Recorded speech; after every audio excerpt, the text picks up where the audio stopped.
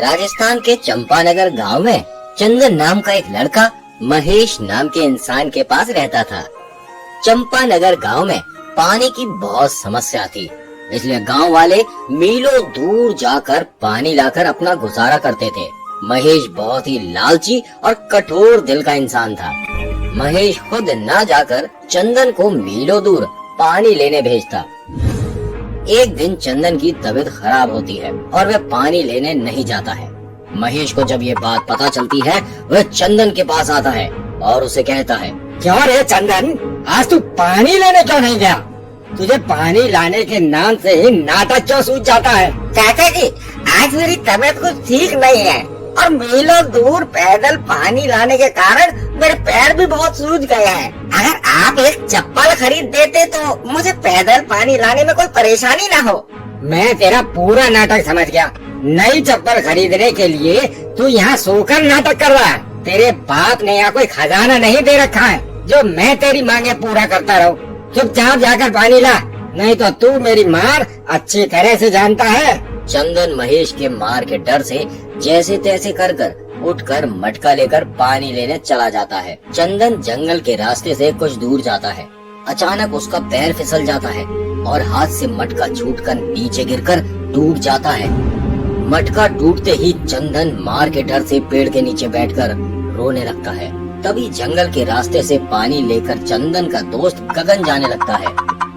गगन चंदन को पेड़ के नीचे बैठकर रोता देख उसके पास आता है और उससे पूछने लगता है, अरे यार चंदन, मैं कितनी देर से तेरा कुएं के पास इंतजार कर रहा था, पर तू नहीं आया। तू पेड़ के नीचे बैठकर क्यों रो रहा है? क्या तेरी तबीयत खराब है? भाई गगन, मैं पानी लाने जा ही रहा था, तभी मेरा पैर फिसल गया और मेरे हाथों से मटका नीचे गिरकर टूट गया। अब मैं किस में पानी भरकर लेकर जाऊंगा? अगर मैं खाली हाथ घर गया तो चाचा जी मुझे जिंदा नहीं छोड़ेंगे। मैं क्या करूं? मुझे कुछ नहीं समझ आ रहा है। हाँ यार चंदन, सच में तेरा मालिक बहुत ही खड़ूस और गुंडा किस्म का इंसान है, पर मेरे पास भी पैसे नहीं है जो मैं तेरी मदद करूं। पर भाई, मेरे पास एक तरकीब जरूर है। तू नदी किनारे जा और वहाँ से किसी का मटका चोरी करके ले आ। नहीं भाई गगन, सलाह देने के लिए तेरा शुक्रिया, पर मैं किसी का मटका चोरी नहीं करूँगा। इसके बदले अगर मुझे मार खानी पड़े तो मुझे कोई अफसोस नहीं है। गगन चंदन की बात सुनकर चुपचाप वहाँ से अपने घर चला जाता है। चंदन पेड़ के नीचे बैठकर रो ही रहा था, तभी एक पेड़ के नीचे उसे एक छोटा सा मटका दिखाई देता है। चंदन मटका देखकर बहुत खुश हो जाता है और मटके के पास जाता है। अरे वाह, जंगल के अंदर ये किसका मटका है और इसमें पानी भी भरा हुआ है। अगर चाचा जी के पास मैं ये पानी से भरा मटका लेकर जाता हूँ तब वो मुझे नहीं मारेंगे। अगर मैं पानी लिए बगैर घर के अंदर गया तो फिर मेरी खैर नहीं। चंदन पानी से भरा मटका लेकर घर चला जाता है। चंदन के हाथों में दूसरा मटका देख महेश बहुत क्रोधित हो जाता है। अरे वह कर्म चले, तू ये किसका मटका उठा लाया? यह तो मेरा मटका नहीं है। लगता है फिर तू मेरे मटके का सत्यानाश करके आया है और बदले में किसी का गंदा मटका उठाकर लेकर चला आया है। चाचा जी, मेरी कोई गलती नहीं है। रास्ते में मेरा पैर फिसल गया था, तभी मेरे हाथ से छूटकर मटका टूट गया। अरे वह नाश बेटे, तेरा सत्यानाश हो।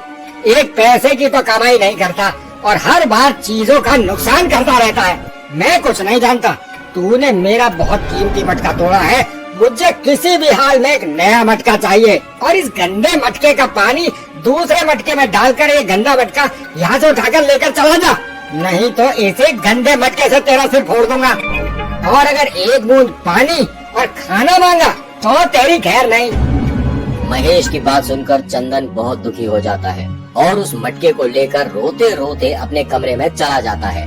चंदन भूखा प्यासा तड़पने लगता है। तभी अचानक मटके के अंदर से पीने का पानी और कई अच्छे अच्छे स्वादिष्ट पकवान निकलते हैं। चंदन ये देखकर हक्का बक्का रह जाता है। तभी मटके के अंदर से एक आवाज निकलती है, बेटा डरो मत, ये खाना तुम्हारा ही है, जी भर कर खाओ। चंदन आवाज सुनते ही मटके के अंदर झांक कर देखने लगता है।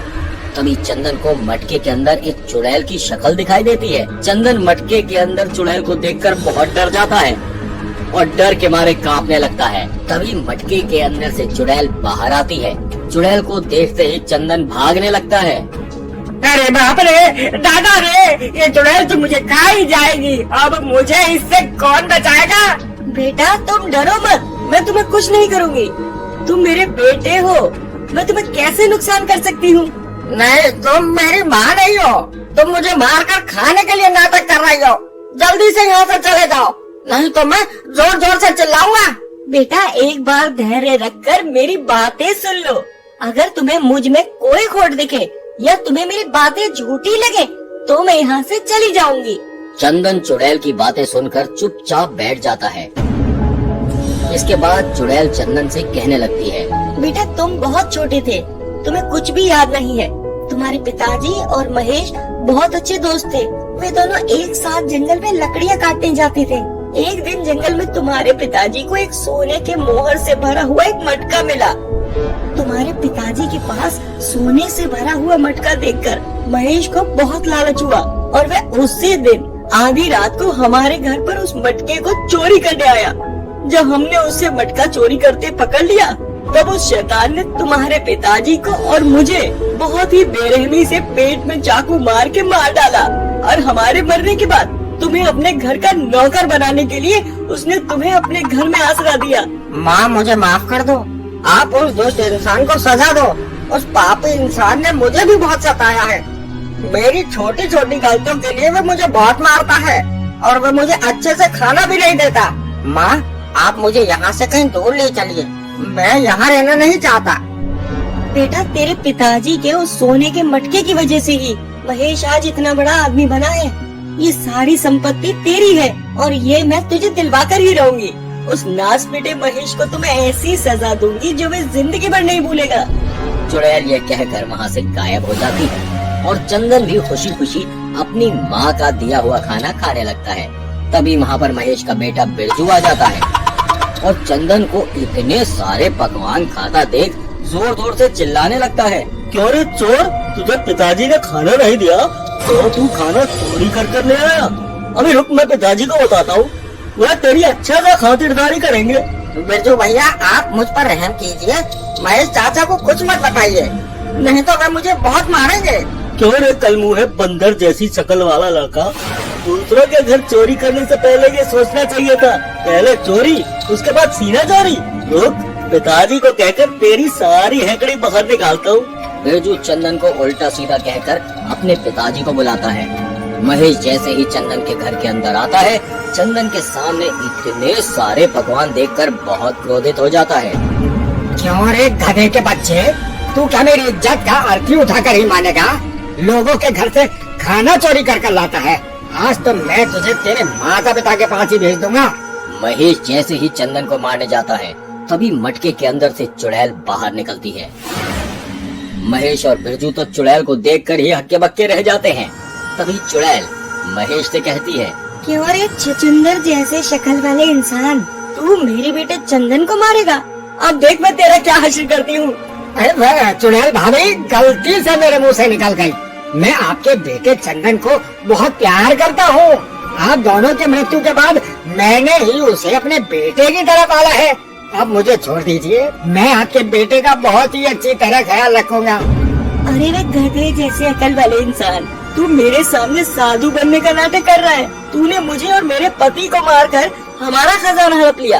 तब से लेकर आज तक मेरे बेटे को नौकरों की तरह रखा है और तू कहता है मैं तुझे छोड़ दूं।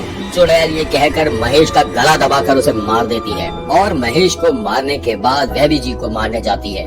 तभी चंदन उसके माँ से कहता है, माँ आप बिरजू भैया को नहीं मारो, उनके पापा ने हमारे साथ गलत किया था, पर उन्होंने कभी मेरे साथ कुछ गलत नहीं किया। नहीं बेटा, दुष्ट पापी इंसान का बेटा दुष्ट ही होता है। उसका बाप जब तेरे साथ गलत कर रहा था, क्या उसने कभी तेरी मदद करने की कोशिश की? मैं इसके बाप के पास ही इसे भेज दूंगी। इसके बाप की तरह इसे भी जीने का कोई हक नहीं है। नहीं माँ, उन्होंने गलत किया है, पर हम किसी के साथ गलत नहीं कर सकते। आज से जो धन संपत्ति मेरी है वह बिरजू भैया की भी है। मैं बचपन से इनके साथ बड़ा हुआ हूँ, अब मैं इनके साथ ही रहना चाहता हूँ। अगर आप इनको ही मार देंगे तो मेरा अपना और कोई नहीं रहेगा। चुड़ैल अपने बेटे के मुंह से ऐसी बातें सुनकर बहुत भावुक हो जाती है और खुशी के मारे रोने लगती है। सच में बेटा मैं ऊपर वाले से बहुत शुक्रिया अदा करना चाहती हूँ कि तुम मेरे बेटे हो। मुझे इस बात का दुख हर वक्त रहेगा कि मैं तुम्हारी अच्छे से परवरिश नहीं कर पाई। बेटा अब मेरी आत्मा मुक्त हो चुकी है, मैं जा रही हूँ यहाँ से हमेशा के लिए। अपना ख्याल रखना। चुड़ैल ये कहकर वहाँ से गायब हो जाती है। मैं हमेशा तुझसे चलता रहा, लेकिन आज तूने ही मेरी जान बचाई। सच में तू बहुत ही अच्छा भाई है। मैं बहुत भाग्यशाली हूँ जो मुझे तेरे जैसा भाई मिला। इसके बाद से बिरजू और चंदन एक साथ एक ही घर में सगे भाइयों की तरह रहने लगते हैं। अगर आप लोगों को ये वीडियो अच्छा लगा हो तो प्लीज़ इस चैनल को सब्सक्राइब करें और ज़्यादा से ज़्यादा शेयर करें और बेल आइकन को भी प्रेस कर दें। Thank you.